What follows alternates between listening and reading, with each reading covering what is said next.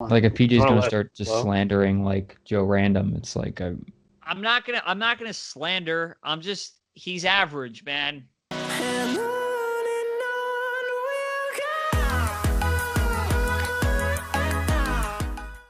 Welcome to our episode of Boom or Bust, the draft show. Max Chadwick alongside PJ Clark, Tate Sigworth, and Nick Merriam. We're here, guys. The end game. Big board 3.0, top 250 in the NFL draft. We go from 50 to 100, and they go 2.5 times that.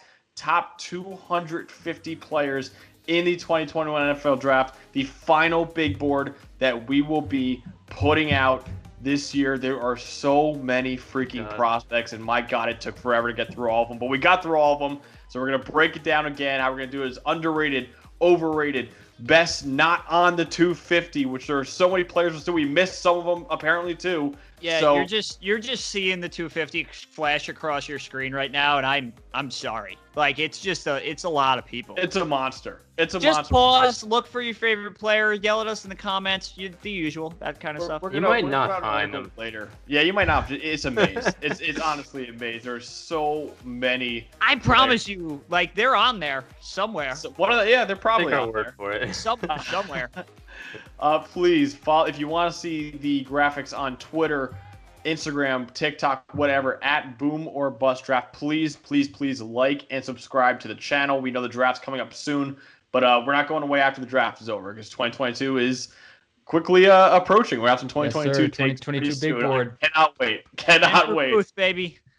So we're finishing up this one though with this big board. Of course, please support us because support for us is brought to you by that. Haven't done that in a while. Manscaped. And with the first pick of the 2021 men's grooming draft, the Ball Saxonville Saguars select Manscaped, the leaders in below-the-waist grooming. Looks like Mel Kiper and Boomer Bust the Draft Show gave this an A+ grade because this pick is a major upgrade for that Bush defense. For all of my NFL draft fans, we have an exclusive 20% off promo code that is Boom or Bust. Boom or Bust, all caps, no spaces, at manscaped.com. The reason why Manscaped is the guaranteed #1 pick, a lot like Trevor Lawrence, is because of the performance package. The package is the ultimate men's hygiene bundle. So again, please get free shipping, get 20% off your purchase. Manscaped.com. These guys are outstanding. They've been supporting us for so long. And honestly, we would have used their products anyway. And probably would have talked about their products anyway on our show because their products are that good. So 20% off, free shipping. Use the promo code BOOMERBUST. That's BOOMERBUST, all caps, no spaces, to get 20% off your purchase and free shipping for all of our international people too. Free shipping internationally. We have a lot of international supporters. You can still get it. Manscaped.com. Shout out Yoki. Shout out Yoki. Rugby And people Duncan from England. Again, manscaped.com, promo code BOOMERBUST. That's BOOMERBUST, all caps, no spaces. It's time you upgrade that defense with Manscaped. So let's start off. Hold on. We have a store now too. Oh, we do have a store. Good shout. So if you want to look like us, and rock, this is the first time we're actually talking about it. The Boomer Bust Draft store is on our Twitter. I believe it's the pinned tweet on Twitter, right? I'll put it in the description. It'll be there. It's in the description below. It is fantastic. There's a lot of stuff you can get everything you ever want. We're going to be picked out for the draft, man. It's going to be a lot of fun. So please go there, check it out. Again, support us through Manscaped. Support us by buying some of our merch if you like us. So yeah, I totally forgot about that. The merch store is Only awesome. if you like us. Awesome. Only if you like us. Only if you like us. Or that's hate also fire if you don't too. like us. If you want to hate fly, we're not mad. Oh, Yeah, burn it. Yeah, that's fine. Man. Buy it, and then burn it. Yeah, Burn it, burn it. Send us a Give video. you a retweet. Send us a video. Yeah, it's fine. Burn it, send us a video. All jersey burnings. We got this. So let's start off the big board video.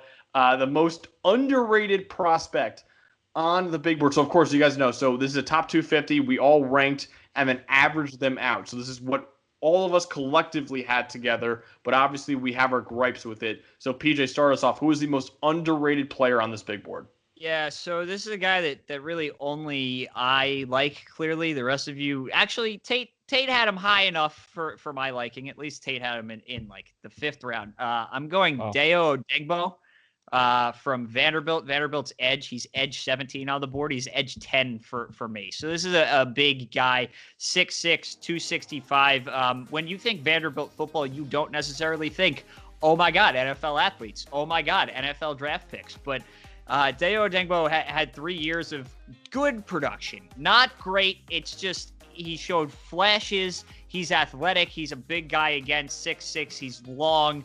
He's pretty much everything you want from an NFL edge. It's just the production was a little bit lacking in the SEC. And then the big knock is that he tore his Achilles training right before the Senior Bowl. That would have been a big week for him, I think, getting to play against the offensive line talent there. And we could have seen him against other edges, Peyton Turner, Quincy Roche, guys like that. We could have compared him in that controlled environment. But this is a guy I like really a lot, and I might like even more inside as more of a 3-4 tech, kind of 3-4 scheme defensive end type guy with another edge rusher on the side. But I have a mid 3 on him. I have him at 82. The board has him at, I think, like 133. So that is my 51 spot difference for you. Yeah, so PJ's talking about a guy at 133. I'm chucking down to 226, baby. Larry Rountree, running back, Missouri. That's where we're at, folks. 3-year SEC starter, 4 years of production. I think he's a strong runner. I think he's got really nice vision. He isn't the fastest guy, I will admit. I'm not sure if he ever fully becomes like an RB1 guy, but I think 226, by our definition of being underrated on our board, meets my definition. He only has 1 fumble on 750 career carries. Good, folks. That's good. The receiving ability, the production isn't there. Maybe that's just the scheme. Maybe it's, the hands. Maybe it's his whatever. I don't know. Like I said, I don't know if it's fully an RB1 future for Larry Rountree. But, I mean, I think as an RB2, a day 3 type pick, I think that's a great pick. Wait, real quick. So he's the 2nd all-time leading rusher in Missouri history. Oh, I know the answer.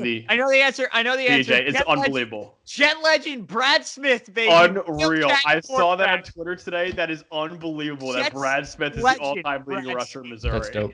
And I believe there's some like trivia question where the 2 answers, I think it's like throw for 200 yards and run for 200 yards as a quarterback in an SEC game. It's Brad Smith and Johnny Manziel. It's like, That's wild.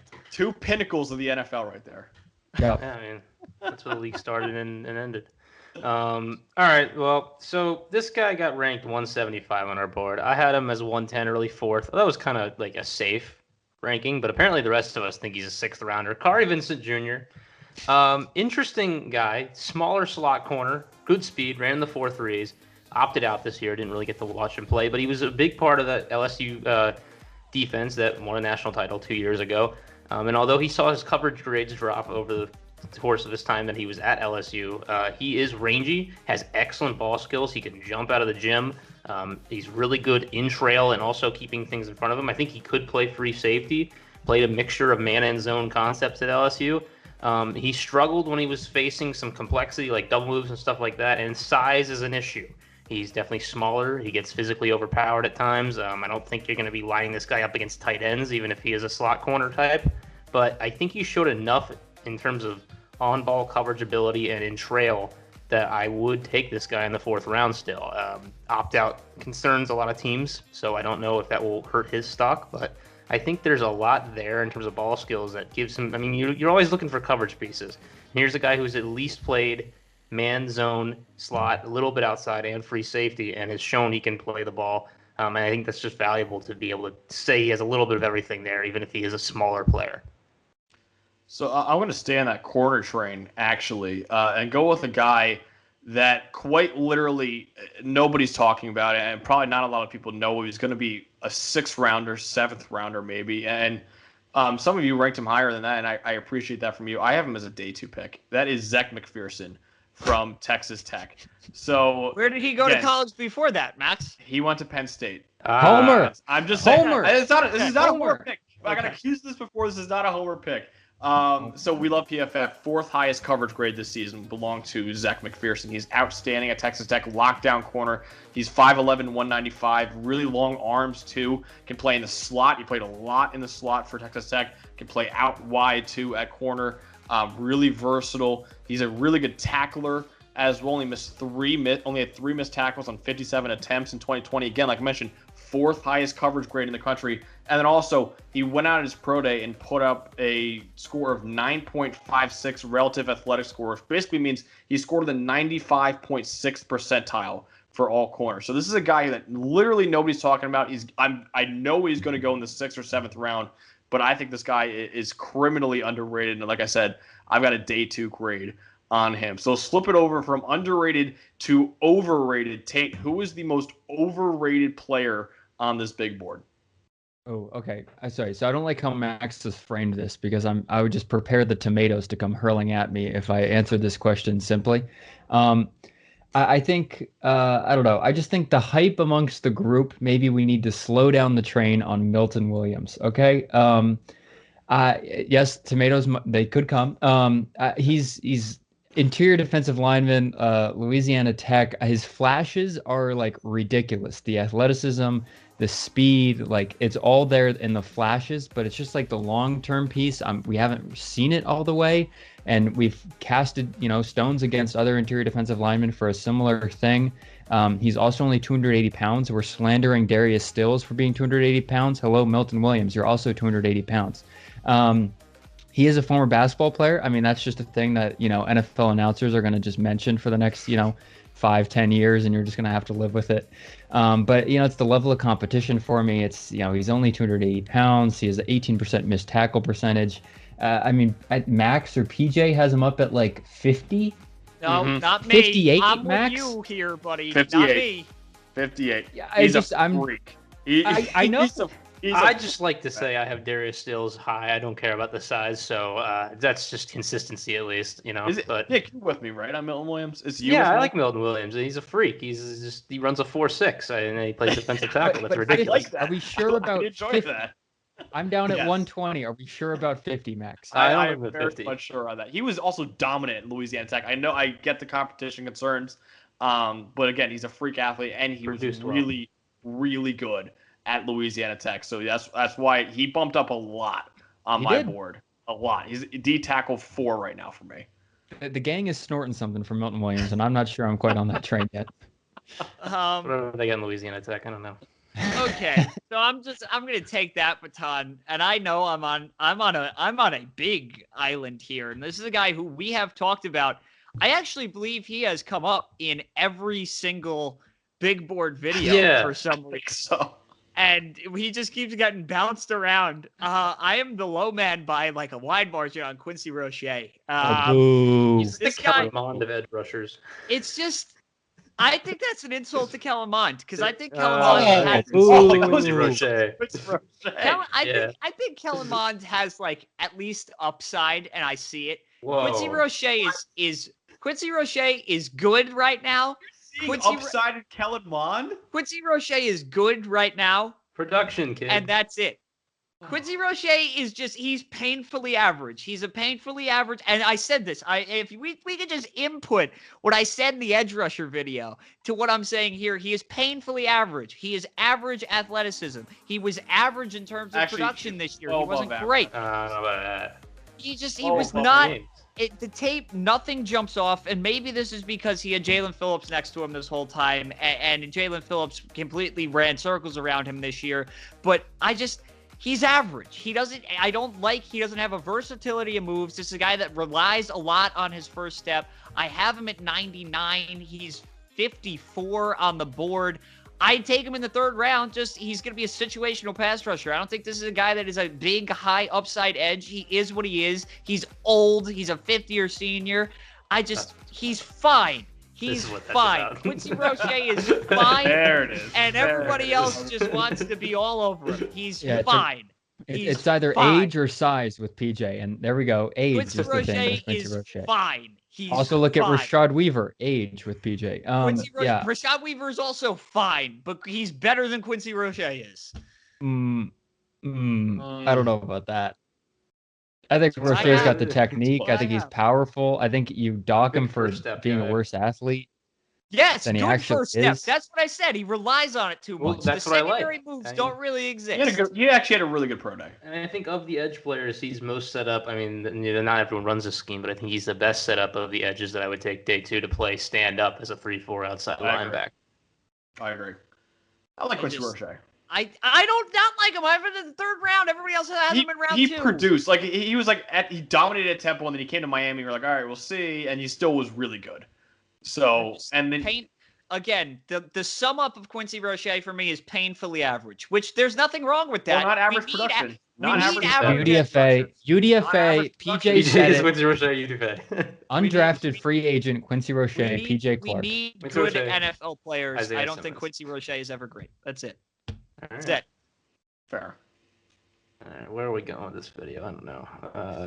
I wish I could your talk about. It was your word. I know I'm next, but like I was ready to talk about Najee Harris, but he didn't end up actually being the one this time around. So,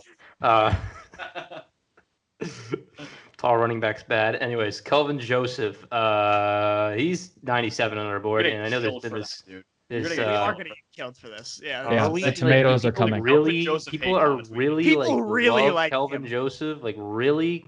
That's what people were dying on this year around is Kelvin Joseph. All right. Well, I got him at 149. He's 97 on our board.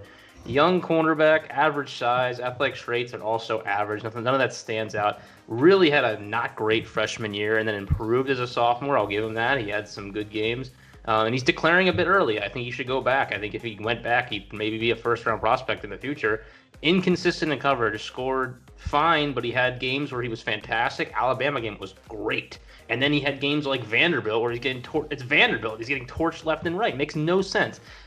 Played week to week, and I think I've mentioned this before. Kentucky's scheme makes no sense. Kentucky doesn't run a defense. They run a different. They don't play anything. They run a different thing every week. It's like they say, well, cover 3 works against this team, so that's what we're doing, which is just not how that works. But all right, and so cover 3 I guess works if you're, anyone. yeah, right. Cover 3. Dallas, thank you, Dallas Cowboys and Oakland. Tampa 2. So if you're an NFL team who, I guess, if I haven't watched every Kentucky defensive game this year, but maybe there's a scheme that he's worked better in, and if you're an NFL team that runs that scheme, maybe you like, oh, this guy's great. But there are other teams that are just not going to be able to draft him because of that. I think he drives on the ball well. I think he's comfortable walling off and man-to-man on the outside. He's a clean tackler. He's got long arms. He can track the ball well. But I think he struggles tight in coverage. I don't think he's good at playing physically. I think he's very handsy, and I think he'll get called for PI calls when he has to get physical at the next level. And I just think he's not ready to go to the NFL, and he's declaring way too early. And the tape is just all over the place. Can't nail it down, and I just can't get behind it and taking a guy day 2 who's like that. It's fair. That's fair. I mean, I like him. I think he's a high upside guy. You mentioned that he's young. There might be, some teams that just don't want to draft him because of inexperience, but I think he's high upside. Like, somebody's going to take a swing. I have him at 77, which is a 3rd round. I bet he goes in round 2. Somebody's going to take a swing. And I do think I'm giving him a little bit more credit just on upside than you are. Athletic. And again, if we want to go age-wise, he's young, which apparently that's my prerogative. PJ, age. I'm just saying that's apparently my prerogative here. So I'm not out, but I understand the concerns, especially because Kentucky's defense is a bizarre watch, and I have no idea what they ever are trying to do. Yeah. So I'm going to go with another guy who's I think is a lot of just flash and no substance here, and I'm going to get flamed for this one too, especially by our King Pickett Spreads who loves him. DAVIYON NIXON, man, I can't get on the hype train. I don't understand the hype train with DAVIYON NIXON. He's a guy that he has plays where you're like, holy crap, he's the best D tackle in the draft, but too often he just disappears in games, and you just don't notice him at all. Again, he has a really good highlight plays, but the highlight reel is great, but it's just he's not a all-around defensive tackle. I think he struggles in pass rushing. I think he struggles as a run defender. He crossed up Sean Clifford that one time, which was really cool. Play the clip. But other than that, the clip we played. He doesn't get off blocks really well. It's just a lot of just whatever from DAVIYON NIXON. So I got him like a 4th round grade right now, like a late 4 at that too. So I don't get it with DAVIYON NIXON. I don't know. Listen, this is another guy that is so limited experience, has the JUCO thing, and then just like showed up this year. Yeah. On my rewatch of him, the reason why I bumped him up, he is a people mover. He just like gets in the way. And again, it's kind of like J2 Fele, where he doesn't entirely always know what he's doing and what he's looking for. But when he guesses right, it's a complete blow up and the offense has no chance. I don't know. There's some like raw ability that I really like, and somebody's going to be able to coach him up. I understand the concerns. I think there are things that are on his tape that a lot of defensive tackles in this class can't do. And then there are a few things where it's just like, what are you doing? Like, why are you running over there? The whole plays go the other way. Like, so I could get the concerns. And I can also get why people would fall in love with him, like pick and spreads, who underratedly pick and spreads, same birthday as me. Just want to shout that out. Shout out.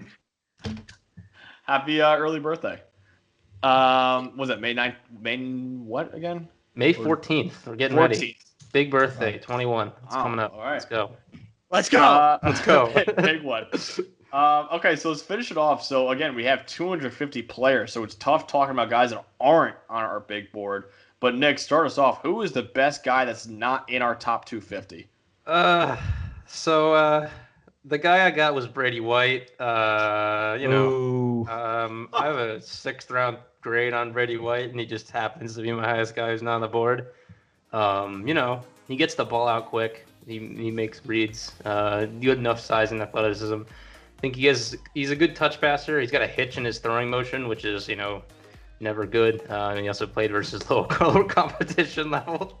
This is not much of an endorsement. I'm not even gonna lie. Like, his accuracy is like fine, but he struggled in a clean pocket versus Penn. Like, the Penn State game was concerning. Like, he made Sean Clifford look like a franchise quarterback in that game, man. He definitely, although he gets the ball out quick, he definitely doesn't see the ball NFL speed. So, he's trying to be a backup at the next level. But I just guess I like his chances of being a backup better than, like, I don't know, Ian Books. So that's why he's in my top 200. I don't know. Ridiculous. That's Joe Montana slander. Yeah, this is Baker Mayfield, Joe Montana combined in one. So I don't know for sure, but I think I might have the highest rated player who's not on the 250 in that I'm pretty sure that none of you even ranked this guy, and he's in my top 150. Jacob Harris, the wide receiver, tight end, whatever the hell he's going to play from Central Florida. So this is a guy that ran slot this year at UCF, and I don't know. I mean, he was really good. This guy has very good athleticism. He has not played football really at all. So he was a soccer player in high school, played 1 year of high school football, and then was going to play soccer in college. Showed up after 1 week playing soccer at Florida Gulf Coast and said, screw it, I'm out. Went to Western Kentucky, walked on, then transferred to UCF, walked on. Scott Frost gave him a scholarship before going to Nebraska. And then he's played the slot for the last 2 years, kind of came on this year, had 8 touchdowns. Where I really like him is Max, your relative athletic score, shout out Math Bomb, the most athletic wide receiver in the draft, period. I mean, this guy shattered pro day, and he's 6'5", and he ran a 4.43 at 6'5", and the problem is, as teams have him graded as both a tight end and a wide receiver, according to Dane Brugler, who's really been like beating this drum all over Twitter. If you subscribe to The Athletic, he's big on Jacob Harris too. I don't know. He's athletic. He's more athletic than everybody he played against this year, and he really impressed me at pro day, especially if you're trying to turn him into a tight end. He's got to gain weight. He's only at 215 weighing in at pro day, but I don't know. I think there's something there for a guy who hasn't played football a lot. He is old for a developmental prospect. He's 24 already, but I don't know. I think there might be something there with athletic upside. PJ, I was almost there with a top 150 player, not on our top 250. Austin Trammell, Rice. Good luck, PJ, getting highlights of him because, frankly, they don't really exist on the internet. No, the thing with Austin Trammell is he had 10 quarterbacks in 3 years. What? Hard to do. Hard to do. And then play for Washington. He finally settled in with one his senior year this last year, but he only played in 3 games. That Rice itself only played in 5, and he was awesome. 21 yards per catch, 6 touchdowns in 3 games, 112 yards per game. So it's like he had no quarterback for 3 years and was like meh. And then senior year for 3 games, he was sick and he had an actual quarterback. played in the outside this year, used to play in the slot pre-2020. I think the athletic traits are there. It's just this kind of question mark on like really what the hell is going on, because even I don't know. I'm not even sure Austin Trammell really knows. This is the theme of this video. I would hope the NFL like knows kind of, but like I don't know, as like a day 3 pick, I would throw one at Austin Trammell and just see what the hell could happen, because 10 quarterbacks in 3 years, give him some stability, give him some talent. Yeah. What could Austin Trammell do? I think some good things. Rice should hang a banner for that. Yeah, they should. Some good things. So I also have another receiver and very close top 150 player for me. So Jonathan Adams Jr., the wide receiver from Arkansas State. He's number 157 on my big board. Love Tylan Wallace, but this guy, he goes up and gets it better than anyone else in this class. Like, he mosses guys left and right. He's fantastic. He got, his pro day was pretty good. He doesn't have great speed. He only ran a 4.59, which is pretty slow. He's a bigger receiver at 6'2", 210. He's got an elite explosiveness. He had a 39-inch vertical, 11-foot broad jump.